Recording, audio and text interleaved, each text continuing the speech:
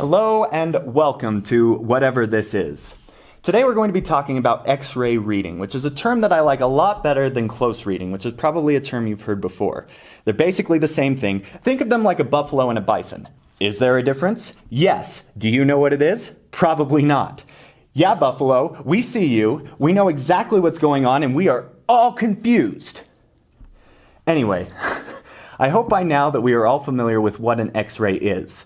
Perhaps you've broken a few bones yourself and have had an X-ray, or maybe you've seen others have an X-ray done. Maybe you accidentally bumped your little brother and he fell down the stairs and broke his arm and passed out, and when your mom started screaming at you because the X-ray showed that his arm was in fact broken, you didn't know whether to say that you pushed him, so you said that it was the family dog, but then your mom got suspicious and now you have to run away from home, and then the fuzz is on your tail, so you had to change your identity, so now they couldn't find you, and now you're posing as an English teacher while you're trying to figure out what your next move is, and no, that never happened to you, and well, forget it. Forget everything. Just forget everything I just said. Just wipe it clean from your memory. It's like it never happened.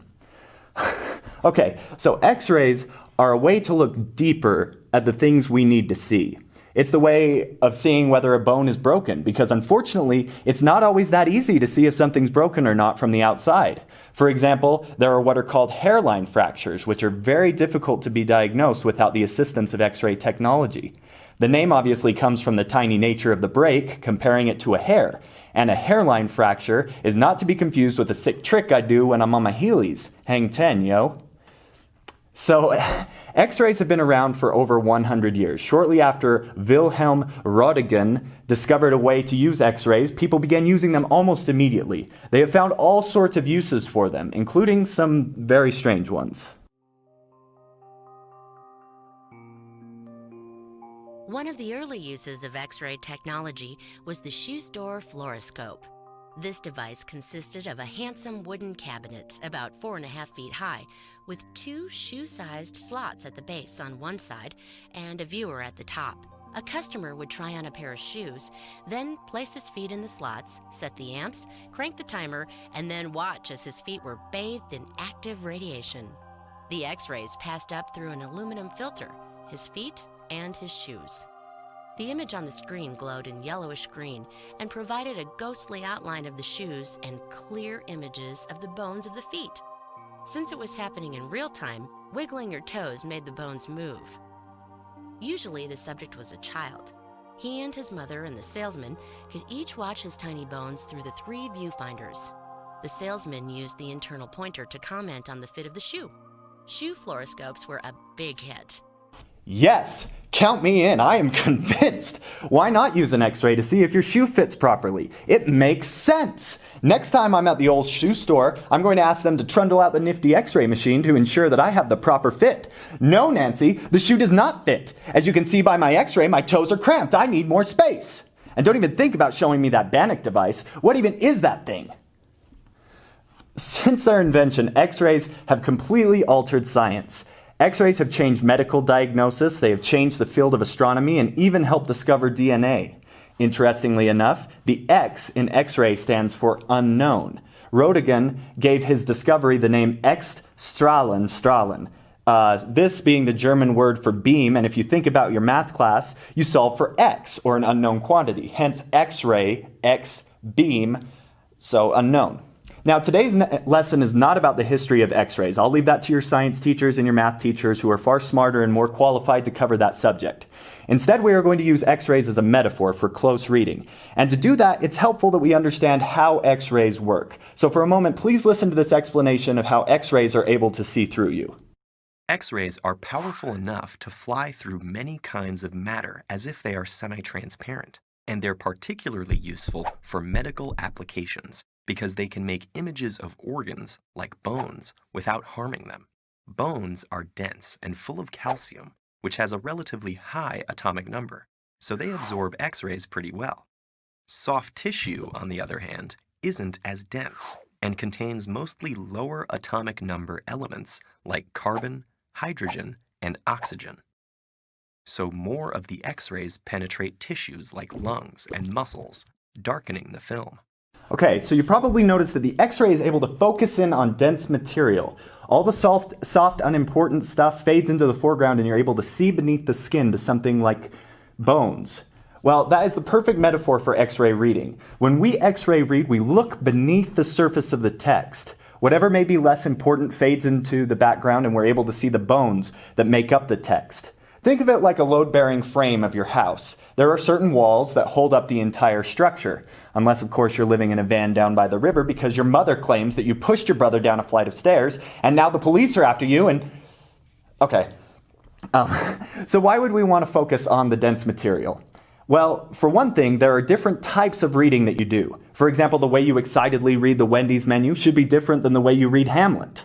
With X-ray reading, I think a little definition would be helpful. You would probably want to know this for a future quiz or something.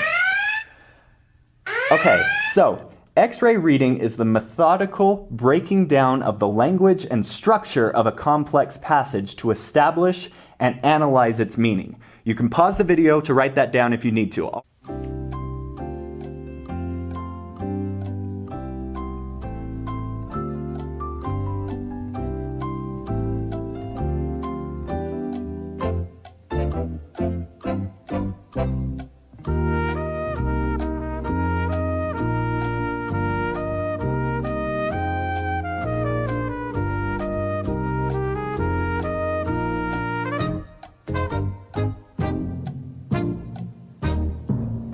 All right, so what we're going to do is we're going to break that down word for word. So X-ray reading is methodical. This means that it's thorough, that when you're reading, to X-ray read, it means to study the parts that might not be really noticeable at the first. You have to work hard to understand the parts that are difficult to understand. X-ray reading is not going to be a picnic. It's not going to be like reading the hot goss of People magazine. Rather, it will be a slog. Prepare yourself for weighty stuff. X-ray reading is also breaking things down. Okay, so let's imagine that you work as a sandwich artist at Subway, which sandwich artist seems like a generous term. I mean, really, Subway? You're comparing your employees to the guy who made this? Subway is just like, yep, that's basically the same thing. Move on. Anyway, imagine you work as a sandwich artist. You would know every bit about the types of sandwiches that they serve. Does meatball marinara have slices of roast beef on it? No, because you're not a psychopath. It has tuna salad on it with the meatballs because it makes it delicious. Am I right? Okay, but in all seriousness, the sandwich artist would know the order of the sandwich. X-ray reading involves taking apart the complex passage to understand the order and how those order of words makes it ironic or hints at the character's true nature. X-ray reading is also breaking down a complex passage. This type of reading gives you the tools for unlocking a complex text. The challenge is part of the formula. If the text being read isn't difficult, then why X-ray read it? For example, if you have a nail sticking out of your head, you're not going to take an X-ray to see if there's a nail stuck in your head. I'm pretty sure that you can tell what the problem is from the outer layer. The same way, there's no reason to X-ray read an easy text. You already know what the problem is. You know basically what it's saying. X-ray reading also helps you understand and establish and analyze meaning. Basically, a good quality book, story, poem, play, they all have a deeper meaning than what is on the surface. We want to establish what that deeper meaning is. We want to be able to explain it to someone else. We want to be able to say, here is what the passage says, all of it, even when it's hard to understand. When we analyze what the passage means, we are explaining how an argument is formed, what forces shape it, and how those forces can be used to build an interpretation of what it means. Both establishing and analyzing meaning are important. Establishing the meaning or understanding what it's about is getting the basic gist of what the passage is saying. Analyzing the meaning, on the other hand, is breaking it down and organizing it to help make sense of it. Good analysis depends on knowing what the passage is saying, because you can't analyze something you don't understand. That would be like trying to do a triple axel when you have no idea how to ice skate. Sure, you can try it, but it will definitely have disastrous results. And finally, X-ray reading requires layered reading. You've probably read a challenging passage more than once. Each reading should have some additional insight. Think of it like, well, I'll let Donkey from Shrek tell you a little bit about layers. For your information, there's a lot more to ogres than people think. Example? Example? Okay, ogres are like onions. They stink? Yes. No. Oh, they make you cry? No. Oh, you leave them out in the sun, they get all brown, start sprouting little white hairs. No. Layers. Onions have layers. Ogres have layers. Onions have layers? You get it. We both have layers. Oh, you both have layers. Oh. You know, not everybody likes onions. Cake!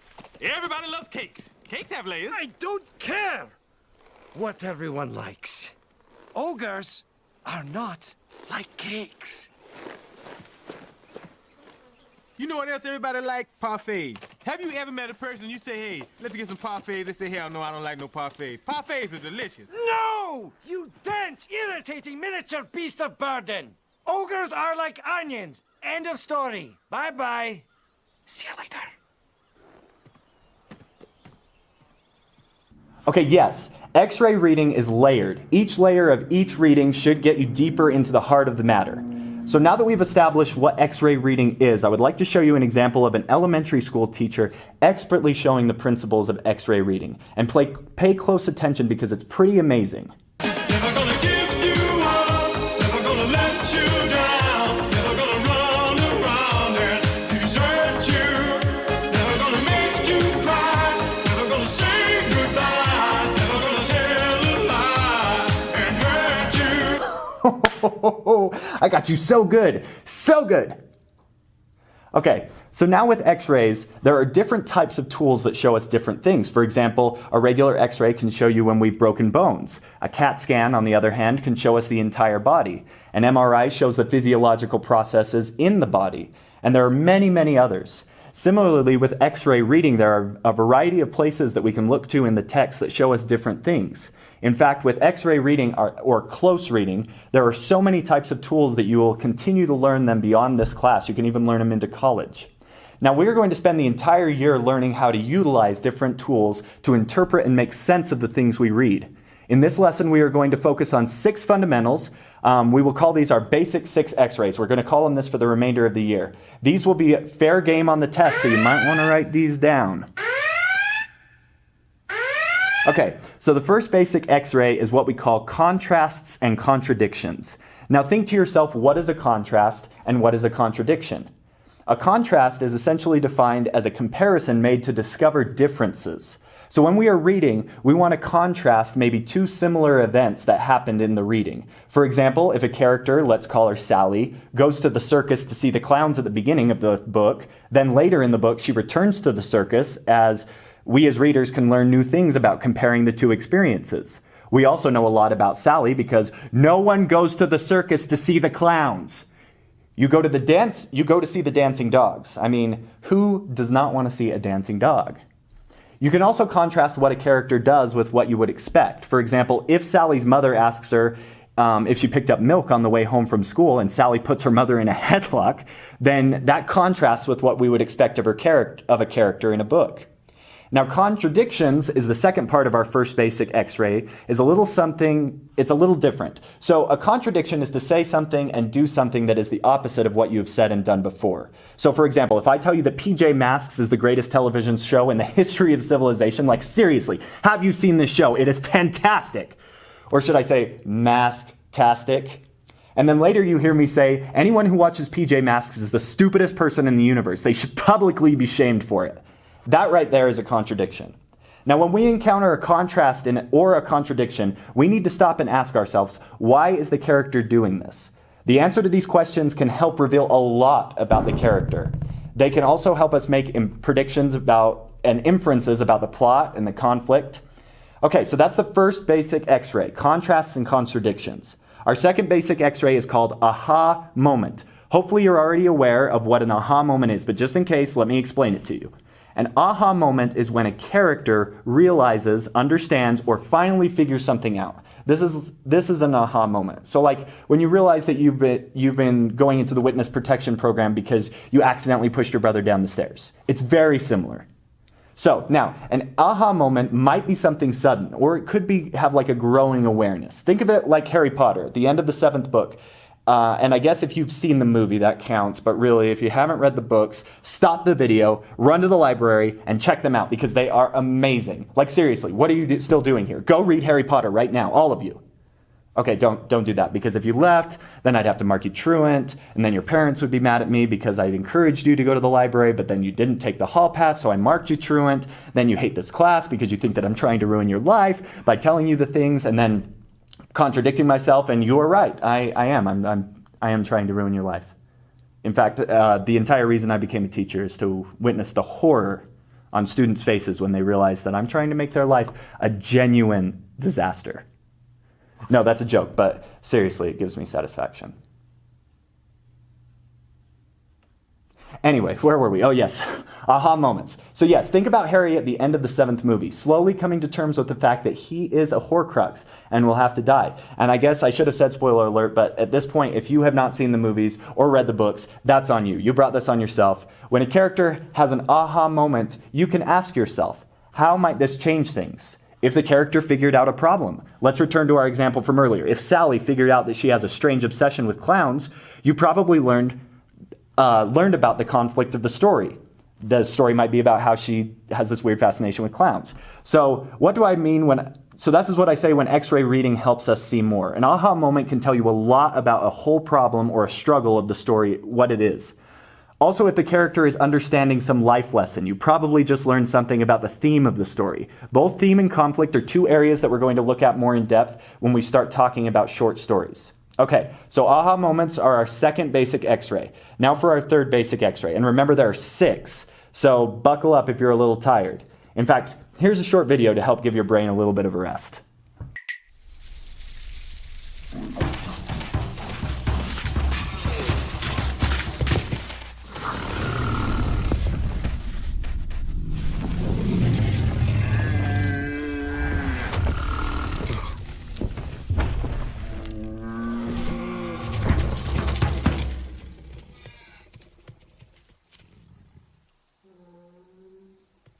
Better now?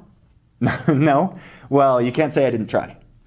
Okay, so our third basic X-ray is tough questions. So when you are reading, the character asks himself or herself a really difficult question. You should stop and ask yourself, what does this question make me wonder about? Also, what does this question have to do with the larger story? The answers, like aha moments, will tell you about the conflict of the story and will also help you understand what will happen later. This is known as foreshadowing. So let's look at an example. Let's imagine that Sally is just walked into school, and on her way to school she starts wondering, why didn't I tell Pierre, my favorite clown at the circus, that I love him more? This is a tough question, albeit a little strange. Tough questions are the kinds of things that we ask ourselves and others that seem, at least for a while, not to have an answer. So tough questions make up part of life, and life is sometimes tough. When you ask yourself a tough question, you are essentially sharing something that bothers you. In English class, we call this an internal conflict. In a story, sometimes these questions are asked by the character, him or herself. Sometimes they're asked by a trusted person. By looking at Sally's tough question to herself, we learn that the conflict of the story might be about Sally's struggle with overcoming her borderline obsession with Pierre the clown. The tough question might tell us something different about Sally. If she's wondering, what is life? What is existence? Is there any point to life? These types of questions tell us something completely different about Sally's conflict than the clown questions do. So, if I were the character of a story and I kept asking you, where's my cheesecake? Something I ask from time to time, but I never got any during the story, then the conflict might be something along the lines of Mr. Shaw's futility in searching for cheesecake. Like seriously, where is it? Do you have my cheesecake? So, tough questions are a good measure of conflict because anytime a character is struggling with something, they want to ask why this is happening to them. So that's our third basic X-ray. Tough question. Okay, so the fourth X-ray basic is what we call words of the wiser. Now, before we proceed, it's important to note that not every single one of these will show up in every story. You might read a novel where the main character never asks himself or herself a tough question. And words of the wiser is one of these things that tends not to show up in some of the novels that we might read. So it shows up a lot in young adult novels, but it's less present in classic interpretive fiction. So words of the wiser occurs when you're reading and a character who's probably older and probably wiser gives the main character some serious advice. When this happens, you need to ask yourself, how might this advice affect the main character? If a character heeds the advice and tells us something about him or her, and in the same vein, if the character ignores the advice, that might tell us something different. So this is probably when the words of the wiser comes out, it's probably one of the themes of our story. So if we return to the Harry Potter example, in the Sorcerer's Stone, Harry Potter wakes up and Dumbledore says to him, well, just roll the clip. How is it I got the stone, sir? 1 minute I was staring in the mirror, and the next. You see, only a person who wanted to find the stone, find it, but not use it, would be able to get it. That is one of my more brilliant ideas. And between you and me, that is saying something. Does that mean, with the stone gone, that is, that Voldemort can never come back? Ah, I'm afraid there are ways in which he can return. Harry, do you know why Professor Quirrell couldn't bear to have you touch him? It was because of your mother. She sacrificed herself for you. And that kind of act leaves a mark. No, this kind of mark cannot be seen. It lives in your very skin. What is it? Love, Harry. Love. Okay, so in this clip, Dumbledore, a wiser character, speaks to Harry after the whole thing went down with Quirrell and He Who Must Not Be Named. And in this case, we can come away pretty certain that one of the themes from the first book is what you desire. Erised being the word desire spelled backwards. J.K. Rowling, clever girl, right? Okay, so, and Spark notes as it as... Dangers of desire. Woohoo! High five, a million angels. Okay, so in this scene we have Dumbledore, a wiser and obviously older. I mean, it's the beard that gives it away. If there's a character with a beard, chances are they're going to be serving up some crucial piping hot advice. Okay, so from this point we can ask how this advice affects Harry. How does this play into his life throughout the remaining books? These are all brilliant questions that we can ask ourselves. So words of the wiser, learn it. It will be important. Watch out for that dope wisdom. Okay, which brings us to number 5 of our list of basic X-rays, and this one is one we call again and again. In other places, you'll hear it called the echo. So when we're reading, and you notice that a word or a phrase or object or situation or anything really for that matter being mentioned over and over again, it's probably important.